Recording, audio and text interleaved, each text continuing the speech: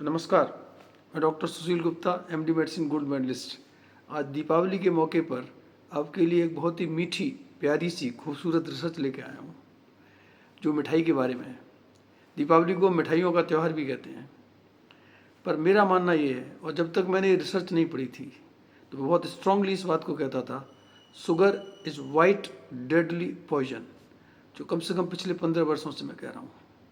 और इस बात को अमेरिका के नए हेल्थ सेक्रेटरी RF के जूनियर ने अप्रैल 25 में, रॉबर्ट एफ कैनेडी जूनियर ने अप्रैल 25 में पब्लिकली कहा, sugar is poison and American needs to understand it.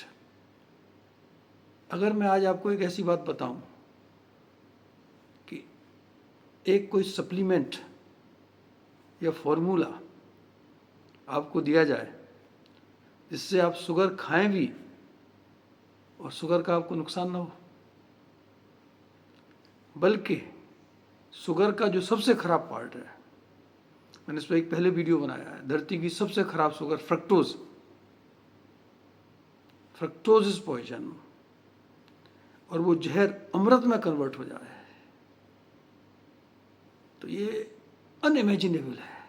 ये रिसर्च अद्भुत, अद्वितीय, अकल्पनीय, अविश्वसनीय है, पर सच है, और छपी भी वर्ल्ड के one of the top journal में छपी है, नेचर मेटाबॉलिज्म में। 15 सितंबर 2025 पिछले महीने ही पब्लिश हुई है, ऑनलाइन आप देख सकते हैं।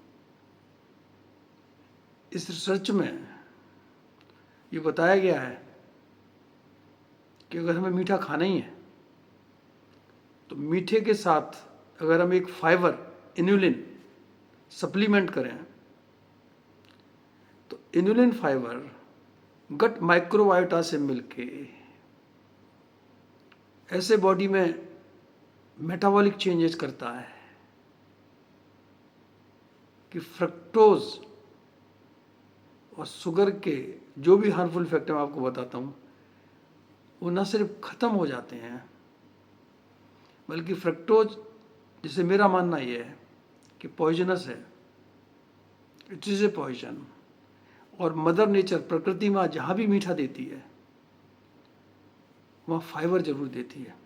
तो हम पहले से जानते हैं, इसमें मैंने वीडियो भी बनाया है, fibre is antidote to fructose. पर क्या कोई फाइबर ऐसा हो सकता है, कोई एक इंडिविजुअल फाइबर, सिंगल फाइबर, जो न सिर्फ फ्रक्टोज के और चीनी के, मिठाई के सारे नुकसान को ख़त्म करके उस जहर को अमृत में कन्वर्ट कर दे, और अमृत भी ऐसा एक पावरफुल एंटीऑक्सीडेंट ग्लूटाथायोन, जो न सिर्फ एजिंग को कम करता है, जितनी मॉडर्न डिसीजेज हैं उनमें ऑक्सीडेटिव स्ट्रेस, फ्री रेडिकल का बहुत बड़ा रोल है।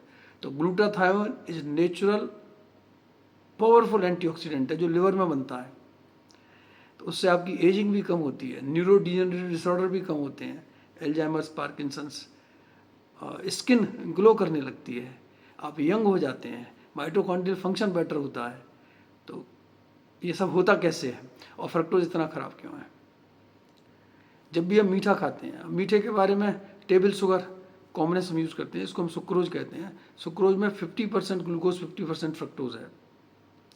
एक हाई फ्रक्टोज कॉर्न सिरप है, वो उससे भी ख़राब है, क्योंकि वो लिक्विड है और उसमें 55% फ्रक्टोज है। तो मीठा खाने और पीने में भी फ़र्क है। खाना हमको खाना है, पीना नहीं है, और खाना दबा दबा के नहीं खाना, चबा चबा के खाना है। तो फ्रक्टोज जब हम इंजेक्ट खाते हैं, कोई भी मिठाई खाते हैं, तो स्मॉल इंटेस्टाइन में फ्रक्टोज जब एब्जॉर्ब होता है और लिवर में जाता है, फ्रक्टोज की मेटाबॉलिज्म, ग्लूकोज और फ्रक्टोज में बेसिक फ़र्क है। ग्लूकोज बॉडी की हर सेल को चाहिए, और ग्लूकोज उतना ख़राब नहीं, बल्कि ग्लूकोज एसेंशियल है, बिना ग्लूकोज के हम मर जाएंगे। लेकिन फ्रक्टोज की मेटाबॉलिज्म या तो गट के माइक्रोबायोटा थोड़ा बहुत करते हैं, या फिर लिवर में ही होती है, और फ्रक्टोज लिवर पे लोड है। तो जब फ्रक्टोज लिवर में पहुंचता है तो एल्कोहल की तरह ही फैटी लिवर करता है। फ्रक्टोज से डिनोवो लाइपोजेनेसिस, नए सिरे से फैट बनती है, ट्राइग्लिसराइड्स, और वो लिवर में जमा हो जाती हैं।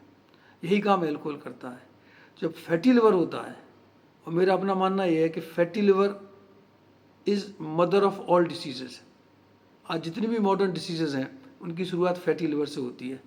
और 1980 से पहले जब मेडिकल कॉलेज में गए थे, मैं 1979 में एंटर हुआ, उस समय नॉन एल्कोहलिक फैटी लिवर का नाम नहीं था, कोई जानता नहीं था। मैंने इस पर 2 वीडियो बनाए, fatty liver is silent killer brain 2।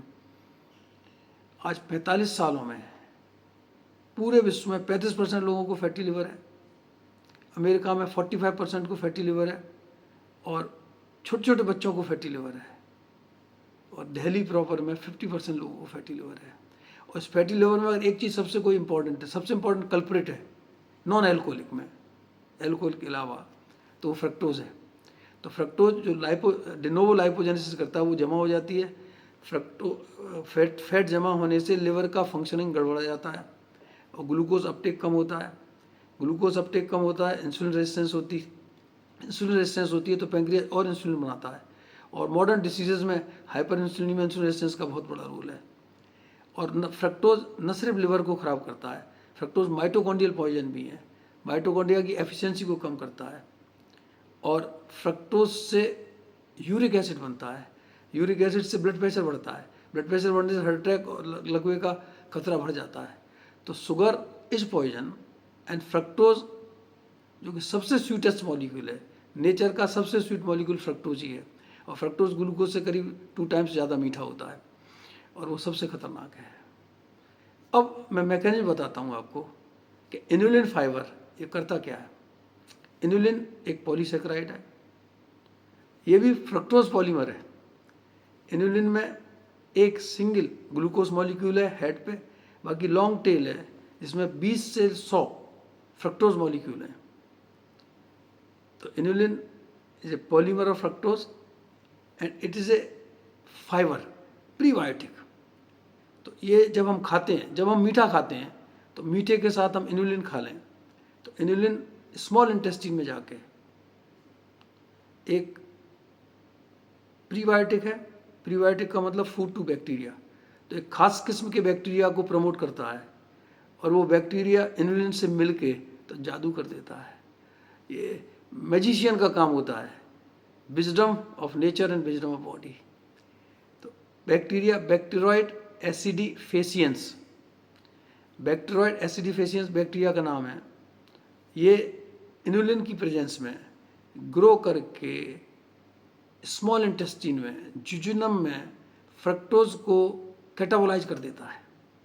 जब फ्रक्टोज को कैटाबोलाइज करता है तो स्प्लिट हो जाता है, और फ्रक्टोज रहते ही नहीं है। तो फ्रक्टोज का लिवर में स्पिल ओवर कम हो जाता है, ना के बराबर हो जाता है। फ्रक्टोज लिवर में जाते ही नहीं है, और जब लिवर में जाएगा नहीं तो लिवर के टॉक्सिन का काम नहीं करेगा, फैटी लिवर नहीं करेगा। तो न सिर्फ आप नोवो लाइपोजेनेसिस से बचते हैं, ये बैक्टीरिया कोलन में भी फ्रक्टोज के स्पिल ओवर को रोकता है।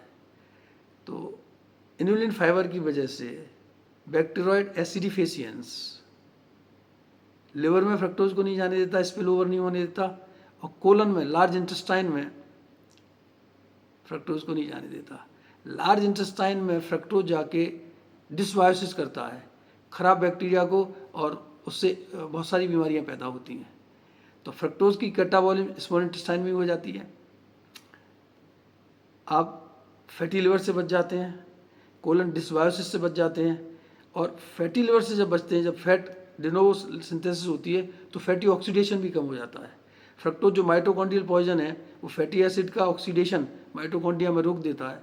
तो न सिर्फ फैट जमा होने से रुकता है, बल्कि पहले से जो फैटी लिवर है वो ठीक होने लगता है।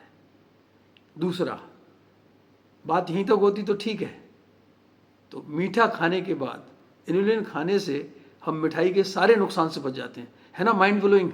जब मैंने रिसर्च पढ़ी तो मन गदगद हो गया। बात यहीं तक नहीं रुकी, रिसर्च में आगे एक और बहुत बड़ी बात पाई गई कि इनुलिन और ये बैक्टीरिया फ्रक्टोज को, जहर को अमृत में कन्वर्ट कर देता है। ये तो कमाल हो गया ना। जब फ्रक्टोज की कैटाबॉलिज्म स्मॉल इंटेस्टाइन में होती है तो उससे जो कार्बन एटम रिलीज होते हैं, वो कार्बन एटम लिवर में जाके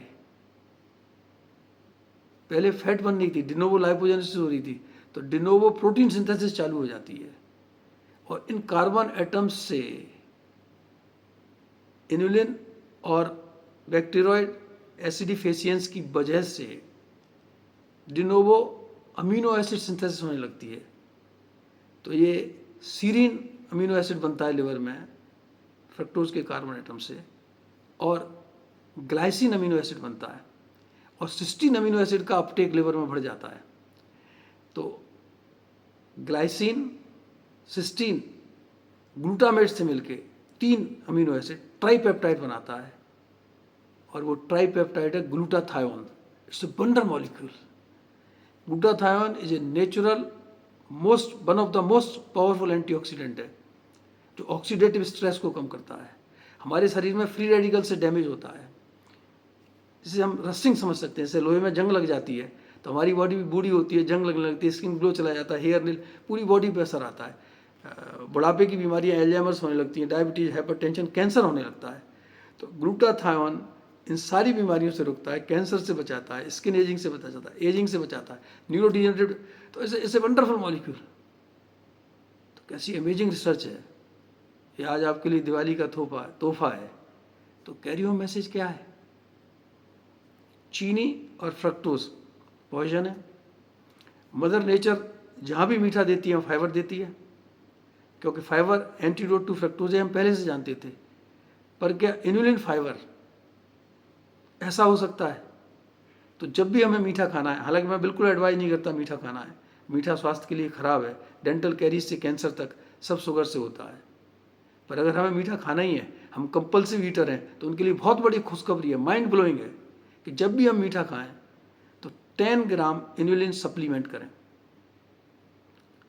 तो इनुलिन आता कहाँ से है? इनुलिन नेचर में पाया जाता है। प्याज लहसुन में इनुलिन काफ़ी मात्रा में है। इसके अलावा